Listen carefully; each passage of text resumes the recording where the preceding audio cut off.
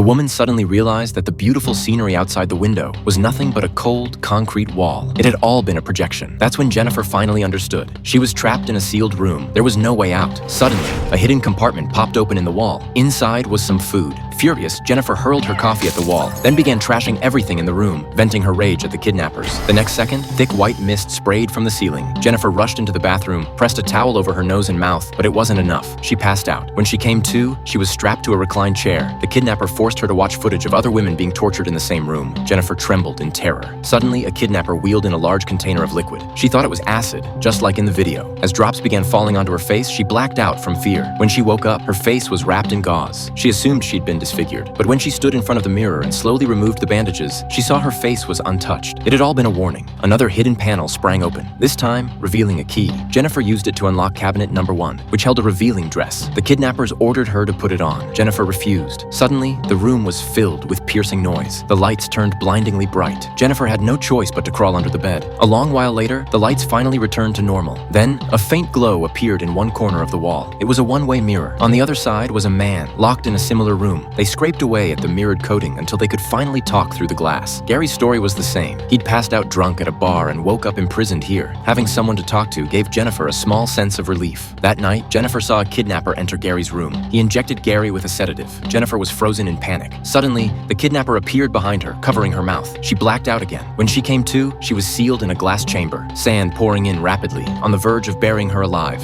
A live feed of her room was playing on Gary's monitor. He screamed for them to stop. On his desk, he noticed a metal pipe and a card. A ceiling vent had also opened. Clearly, the kidnappers were giving him a chance. Just as the chamber was nearly full, he smashed the top open and pulled Jennifer out to safety. They thought they'd finally escaped the nightmare, but it was all still part of the hunting game. They stumbled upon a car and rammed it through the iron gate. But the moment they did, gas sprayed from the vents. The doors locked automatically. Once again, they were knocked out. When they woke up, they were back in the sealed room. This time, Jennifer finally gave in. She put on the dress, did her makeup, a door opened. She was allowed to enter Gary's room. They both knew the kidnappers were watching, expecting intimacy, but Jennifer had truly fallen for Gary. They gave in to each other, forgetting the cameras. But later that night, after Jennifer fell asleep, Gary pulled out a card and unlocked the room's main door. Because the truth was, he had been working with the kidnappers all along. Every part of this had been meticulously planned, all of it, just to make Jennifer fall in love with him.